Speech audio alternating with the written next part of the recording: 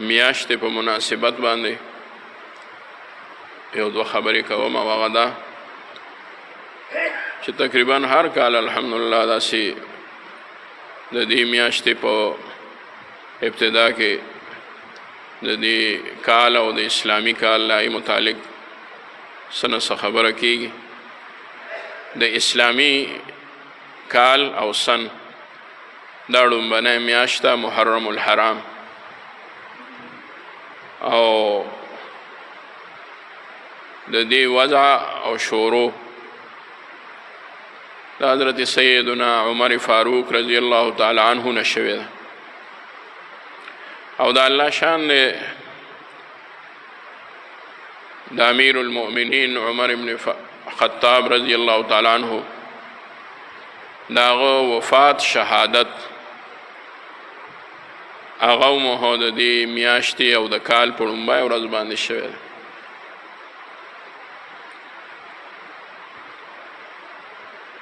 حضرت عمر رضی الله تعالی عنه ته شکایت وشو، دا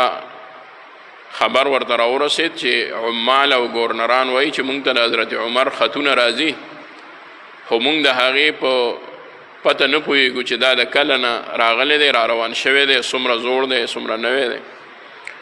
کله کله موږ هغې باندې عمل کوو، هغه بله میاشت شروع شوي وي. نو حضرت عمر صاحب صحابه را جمع کړل، نو صحابو کې بعضې صحابه ووی چې د نبی علیه السلام د ولادت شریفه نه به هغه میاشت په ابتدا کې راولو ربیع الاول. عمر صاحب هغه خبرې له ترجیح په دې وجه ورنکړه چې هغه یقیني هم نو، بله دا چې د هغې ولادت تاریخ د بعثت نه وړاندې راتلو، وفات نو نبی علیه الصلاة والسلام وفات، نو عمر صاحب هغې خبرې له نورو صحابه ومو غوروالی ورنکړو په دې وجه چې هغه مو د وفات خبره وه پکې. ډېرې خبرې پکې مخې ته رالې، بیا د هجرت خبره راله چې هجرت عمر صاحب وی چې هجرت کله شوی دی د هغې نه به ابتدا وکړو، نو دې ته سن هجري نوم کېښودو او اسلامي سن هجري وخت. اوس عموما په ټوله دنیا کې انګریزي تاریخونه چلیږي، خو اسلامي تاریخ شته هم او په هغې باندې عمل هم کېږي، هغه الحمدلله د مسلمانانو د احکاماتو مطابق هم نه. د دنیاوي لین دین دپاره که څوک انګریزي تاریخ استعمال کړي څه ګناه پکې نشته. تاریخ دا د هر مسلمان دپاره لازم ده چې هغه دا یاده ساتي، او ډېره به ښکلې خبره وي چې مسلمانان خاص کر تعلیم یافته نوجوانان هی په دفترو کې اسکولونو کالجونو کې د خپل اسلامي تاریخ هم یادګیرنه کوي، هغه ورسره هم لیکي. زما خو خپل عادت دا دی د خپله چې چېرته کتاب ګورم د اکابرو د دیوبند او هغه اسلامي تاریخ ورکړی، بیا زه وله حساب کوم، خو ما ځان ته څه نښې ایښي دي نو په هغې باندې ما ته اسان وي. لکه زه چې 1300 نه وروستو وي نو ما ته دا یاد دي چې 1400 کې چې دی یاد مې داسې دي چې هغه وخت کې خو زه وړوکی وم، خو دا مې معلوم کړي دي چې په 1400 هجري چې دی نو هغه په 1980 کې راغلی 1980 کې، نو د هغې نه بنده ته بیا تاریخ اسان شي. او یول هغه ولیکو، بیا ورپسې انګریزي هم ولیکو، نو هغه حساب بنده بیا کوي چېره دا څومره حساب شو څومره نه شو. نو حضرت عمر رضی الله تعالی عنه د دې وضع وکړه وی چې دا به هجري نه به حسابېږي زمونږه،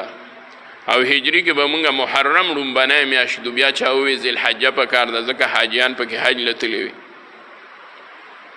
چا ووی ربیع الاول پکار ده، چا نور څه یاد کړل.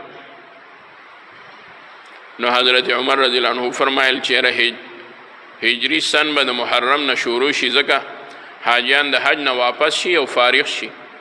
نو دا به دی د کال نه اولنۍ میاشت شروع کېږي محرم، نو محرم الحرام او په اشهر حرم کې هم راتلې، نو دغه محرمې لومبنۍ میاشت کېښوده او د هغې نه سن د هجري هغه شروع شو،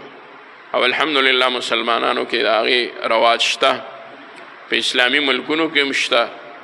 افسوس سره و زمونږ په ملک باندې د انګریزانو کم ذهني او سیاسي هغه تسلط چې دی نو په هغې کې یو داوم دی چې زمونږ تعلیم یافته طبقې ته د هجرت متعلق هم څه نه دي یاد او نه معلوم دي او نه ورته دا تاریخونه معلوم دي او نه د دین د نورو ډېرو خبرو نه هغوی خبر دي بلکې اسلامي تاریخ هغه په تعلیم یافته طبقه کې ناپید دی او کم دی د علماو فریضه دا ده چې هغوی دغه تعلیم یافته طبقې ته د دین د رڼا او تاریخ ورکړي اوس موبایل شوی موبایلو کې خلک ګوري خو پته نه لګي د موبایل پته نه لګي چې دا اسلامي تاریخ په کم ځای نه راغستی دی کم ځای نه دی راغستی د دې وجې کتاب د کتاب ګورئ کتاب سره تعلق ساتئ نو حضرت عمر رضی الله تعالی عنہ د دې وضع کړې وه او د الله شان دی هغو د دې په لومبنۍ ورځ په یکم محرم هغوی بیا وفات شوي شهادت څو ورځې مخکې شوی دی 3 ورځې مخکې غالبا یا 4 ورځې مخکې د 9 یا شورو په ورځ باندې شهادت وشو او د اتوار په ورځ باندې غزار پې وشو د قتل او د اتوار په ورځ باندې بیا وفات شو حضرت عمر رضی الله تعالی عنہ بارکه با حضرت عبدالله ابن مسعود رضی الله تعالی عنہ فرمایل وی عمر څوک دی د عمر په اسلام سره راوړو سره دین ته ترقی ملاو شو او دین ښکاره شو علی الاعلان شو اظهار د دین شو فاروق ورته ځکه وایي چې د حق او د باطل په منځ کې یې فرق راوستو چې کله وی مسلمان شوم حضرت عمر فرمایي رضی الله تعالی عنه انو ما وی چې یاره دا خبر اوس کافرانو ته ورسي نو ښه او واسنه چې زه دکه شان یو کس نیم مسلمانان بیا هغوی ته ونشي رسولی ځکه مسلمانان ورسره مخامخوالی نه کېدي او لا کمزوري دي نو چې څوک داسې وګورم نو وی په مکه کې زمونږ یو سړی مشهور و چې هغه به چغلي ډېره ښه کوله خبر به یې ډېر ښه رسوده یو ځای نه بل ځای ته ما وی چېرې دی به زما په کار راشي ابن جعفر څه داسې نوم دی غالبا ابن جعفر وی ما هغه ته وی چې خبر خو به نه وي نه وی ما چې ما خو اسلام قبول کو دین میں اسلام شو ایمان مې راوړو وی هغه باندې دا دوره ناشنا ولګېده چې سینه زما نه وړاندې څوک ورشي او کافرانو ته دا خبره وکړي نو یې څادر ورپسې راښکې شو او د ابو جهل دی او د عتبه دی او د نورو ډېرو کافرانو منځ له لاړو خبر خو به نه یې او زه ورپسې یم عمر صاحب وایي زه ورپسې روان وم خو ده نه وم لیدلی خبر به نه عمر صحابي شو صحابي به بېدینه ته وي یعنی دین بدل کو بېدینه شوي هغوی لا دې خبرې ته غوږ کېښودو چې دا ناشنا خبره یې څنګه وکړه چې زه ورښکاره شوم ما ورته وی واورئ یو خبره بېدینه شوی نه یم ایله اوس په دین باندې شوم ما خو دین اسلام قبول کو نو یې هغوی راوتله او ما پسې راتلل او زه یې وهلم د دې لپاره ګڼو په دې کې یو غټ کافر و هغه پاڅېدو هغه ورته وویل څه چلو شو چې مسلمان شو خو خردار انسان چې کم دین قبلی ما ویږي نه دی زما حامي دی خو هغه ډېر زیات پوه هوښیار په خپل کار کې وی بیا یې ورو خبره راوسته وی چې بس دا د اختیار و وی که یو کار وشو دته موږ څه ویلی شو که دته موږ څه وو نو دته خاندان به راپاسي یو لویه جګړه به ترې جوړه شي پرېږدئ بس په خپل حال باندې نو دین علی الاعلان هغه ښکاره شو زه اکثر دا خبره کوم یو کتاب دی تاریخ سیرت باندې سیرت الرسول صلی الله علیه وسلم هغه عرب لیکلی دی نو هغه ډېره عجیبه نقشه ایښې ده چې عمر صاحب مسلمان شو اوږده واقعه ده تاسو ته معلومه ده نو دغه وخت سره حضرت عمر 40 مسلمان دی 40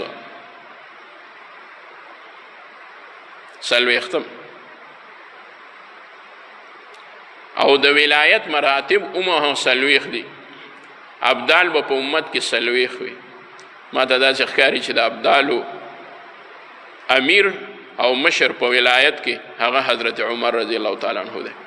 او د هغې یو دلیل هم شته حدیث کې نبی علیه السلام فرمایي د هر یو امت دپاره یو محدث وي او د دې امت محدث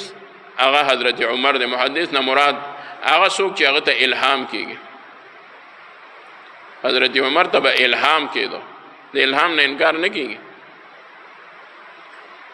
نو هغه مورخ لیکلی دی چې کله حضرت عمر سے مسلمان شو نبی علیہ الصلوۃ والسلام ته عرض وکړو وی مونږ په حق یو یا عمر مونږ په حق یو نو چې مونږ په حق یو بیا په دې ګټ کې ولې ناسیو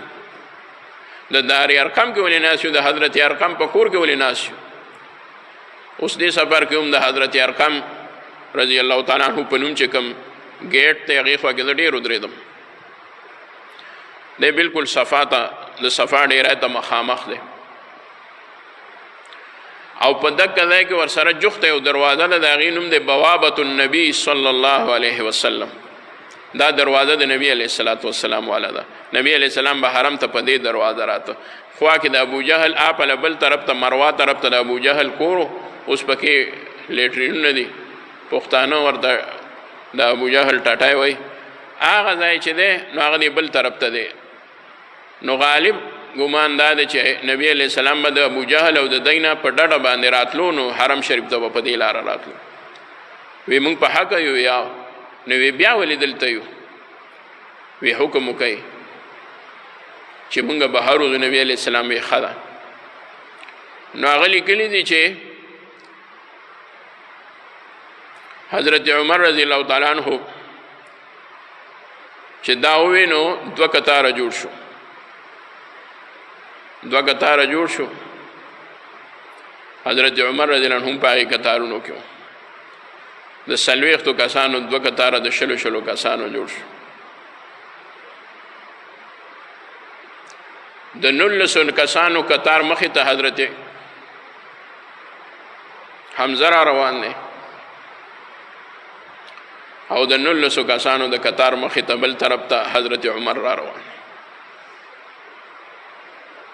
او دواړه بهادرانو چې په تشو لیدو به کافرانو د زړه نه ساه وتو بس چې دغه شان دواړه کتار را روان دي نبی علیه السلام د هغې په منځ کې راغلل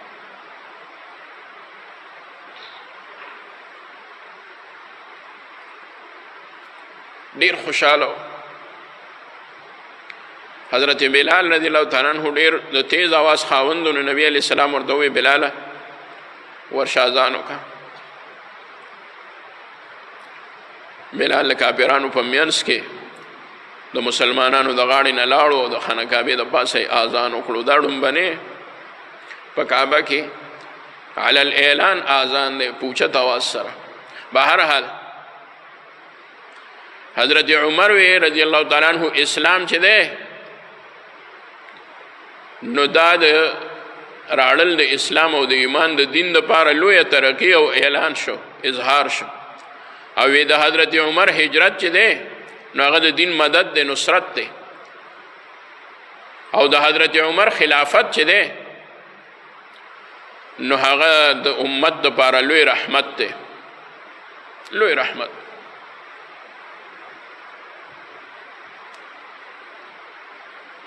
د خلافت واقعات ډیر دي بهرحال یو مجوسی غلام ابو لولو فیروز هغه یو ځل حضرت عمر صاحب له یوازې ځان باندې راغلو یو کس ورسره ناست عمر صاحب سره ورته وویل چې زه د مغیره بن شعبه رضی الله عنه یاد کړو چې زه د هغه غلام یم هغه په ما باندې دا کارونه کوي نو عمر صاحب ورته وویل چې دا خو غیر مناسب خبره نه ده بالکل برابر او ښه خبره ده دا تا سره څه زیاتې خو نه دی بس هغه په زړه کې هغه خبره واغسته چې دا ولې ما ته عمر داسې فیصله واوروله زما حق کې به خبره کړې وه او هغه ډېر زیات زدي او په زړه کې ډېره کینه وه دا خبره یې ځان سره زړه کې وساتله حضرت عمر صاحب دا خبره هېره شوه چې ګنې ما دته ځکه چې خبره خو حق کړې وه یو ورځ حضرت عمر صاحب ابو لولو راوغوښته ویې لکه ماله میچن جوړه کا ښایسته ښکلې میچن دی غلامو او ترکاڼي به هم کوله. نو دی ابو لولو حضرت عمر رضی الله تعالی عنہ ته ووی داسې میچن به جوړه کړم چې عمر له به خلک یاده ساتي، داسې به درله جوړه کړم. حضرت عمر صاحب خو د الهام او د فراست خاوند و، نو هغه پې پوه شو، بل څوک پې پوه نه شو. نو چاوی دی وایي چې ډېره ښکلې میچن به درله جوړه کړم. حضرت عمر صاحب وی نه د ده خبرې نه ما ته څه بل څه بوی راځي، دا ظالم ماله چرته زما د قتل منصوبه جوړی، خو هغه په کنایاتو کې وی دی راته ښکاري څه بل څه اراده لري، او واقع هغه هم هغه شان وه. د سحر د مانځه لپاره حضرت عمر صاحب چې رامخکې شو او اقامت وشو، نو حضرت عمر رضی الله عنه مخ راواړو د 2 صفونو مخې ته منځ کې، او وی الله مو وبخه صفونه سیده کړه. د ابو لولو راغی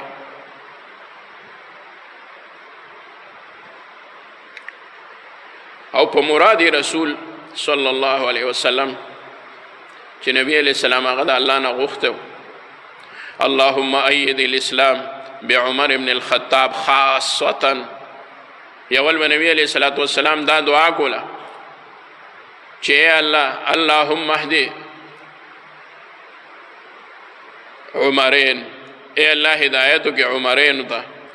یا عمر بن هشام او عمر بن الخطاب، دی کې احد من العمرین، اللهم اهدی احد من العمرین، اے الله هدایتو کې یو په دواړو عمرینو کې. بیا الله رب العزت په وحی خفي سره د ابو جهل د ایمان او د اسلام د راوړو او د غوښتو نه نبی علیه الصلاۃ والسلام منع کړو، او د عمر دپاره سوال کوه. نو عمر دپاره به نبی علیه السلام دا سوال کول، اللهم اید الاسلام بعمر بن الخطاب خاصتا. نو الله تعالی ورته ایمان نصیب کړو. لویه واقعه ده. ابو لولو چې څنګه غزار وکړو، نو حضرت عمر وی یو چغه وواله چې سپیه سپیه، او یو راوی وی عمر بن میمون، هغه وی زما اوس شک د دې کې چې عمر ورسره دا الفاظ څنګه وی چې سپي وخوړم او که وی چې سپي قتل کړم. بیا یې هم پېژندلې پوره نه و، وی سپیه وي سپي قتل کړم، سپي وخوړم. عمر بن میمون یو روایت راغلی دی، بس حضرت عمر صاحب را پرېوت. نو حضرت ابی ابن کعب صاحب ته حضرت عمر صاحب اشاره وکړه، هغه پاتې مونځ وکړو. مونځ خو لا نه و شوی، هغه مونځ یې وکړو، اقامت شوی وی ډېر مختصر مونځ یې وکړو. بیا هغې ظالم په تلو کې وموهه، څو کسان ووهل په نیزه باندې، او یو 2 کسان نور پکې شهیدان شو. چې یو صحابي ولګېدو، په ابو لولو باندې شړی وغورځوله، نو د هغه نیزې کار پرېښودو را پرېوتو. بس دی چې پوه شو چې راټینګی مې، نو ځان یې په خپله باندې ووهو او خودکشي وکړه، مردار شو. ځان یې په خپله مردار وکړو. حضرت عمر لومبنی سوال وکړو، وی چا ووهلم، چا غزار وکړو؟ وی ابو لولو. ابو لولو فیروز وکړي، غزار وکړو، او دی مجوسی و. نو حضرت عمر وفرمایل وی الحمدلله الحمدلله الحمدلله چې د چا مسلمان د لاسه قتل نشو. 4 ورځې بیا ژوندی و حضرت عمر رضی الله عنه. خو چې کله 4مه ورځ شوه، د خالي ورځ د اتوار شپه وه، نو چې کله یې پای وسکل، پای والا ورکړل، نو پای په زخم باندې رالل، نس ته لا نړل ګېډې ته. حضرت عمر وی زما د شهادت وخت نږدې دی، زما د وفات او د مرګ وخت نږدې دی. نو عبدالله ابن عمر صاحب زوی راوغوښته، وی ورشه ځیه، او عایشې بي ته یو سوال وکړه او درخواست وکړه، ورته وایه چې عمر زوی د خطاب، ګوره امیر المؤمنین مو وایه، وایه هغه سوال کوي، منت کوي، درخواست کوي چې د محبوب سره ولا او د محبوب د یار غار سره ورله ځای ورکړه. ستا کوټه ده، ستا کمره ده، حجره ده، اجازت غواړي. هغې وژړل، ای قسم دی ما دا ځای ځان لی ایښی و، خو عمر په ما ډېر ګران دی. بس زه ترجیح ورکوم خپل ځان باندې دی عمر له ورته وایي چې دی به دفن شي.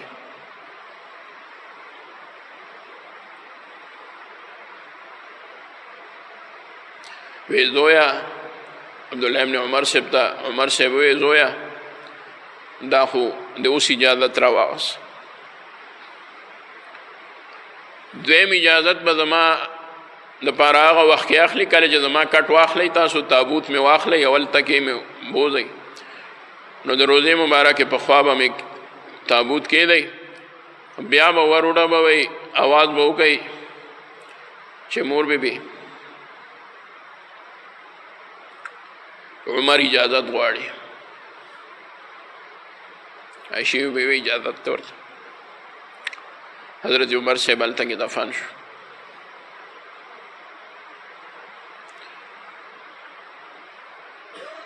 یو روایت کې راځي د بخاري او مسلم روایت ته بیا بس کوم، هغه دا چې نبی علیہ السلام فرمایل ما خوب لیدلی دی، خوب کې وینم چې د خلکو کمیسونه اچولي دي، یو کس ما خواته راوستی شي یو او د هغه کمیس اچولی، خو د چا کمیس چې دی نو هغه تر دې پورې دی، د چا کمیس تر دې پورې دی،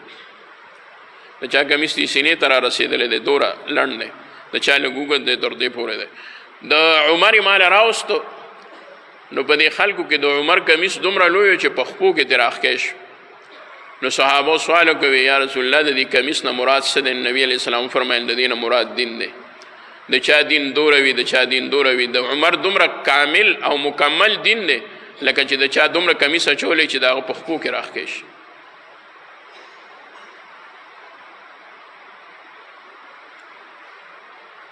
نبی علیه السلام فرمایل ماله په خوب کې پای راکړی شو،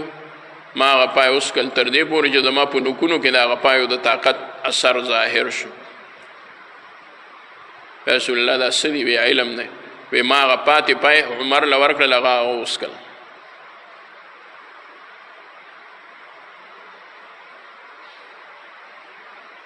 نبی علیہ السلام فرمایي لو کان بعدی نبیا، که چېرې رستو زمانه نبی وی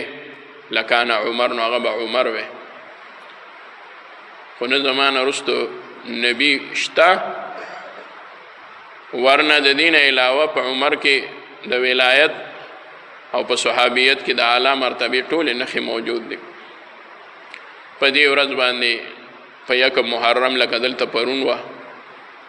حضرت عمر رضی الله عنه شهید شوی دی. امت د یو ډېر لوی خیر نه په دغه ورځ باندې هغه محرومه شوی دی، خو دغه ورځ ټولو ته پرته ده. الله دې زمونږ او ستاسو د صحابو غوندې کامل محبت هغه نصیب کړي، او هغه شان ژوند دی الله زمونږ ستاسو نصیب کړي چې نن انګریزان او غیر مسلم هم د حضرت عمر ژوند ته حیران دي چې دا لا څنګه انسان، چې دا لا څنګه انسان داسې خلافت او حکومت. که د هغې ذکر کوم خبره ډېره اوږدېږي. دنیاوي لحاظ سره هغه ترقي چې نن یې انګریز او نور خیر مسلمه کوي، دا د حضرت عمر د هغه وضع کړي شوي قانون لاندې هغه یې ترقی کوي. مسلمانانو که هم هغه قانون خپل کو، دا لرې نه ده چې بیا به په امت باندې هغه باغ و بهار راشي. الله دې په امت مسلمه باندې بیا هغه شان باغ و بهار د صحابه کرامو په نقش قدم کې د نیکانو حکمرانانو په شکل کې په مونږ او تاسو باندې راولي. صلی الله تعالی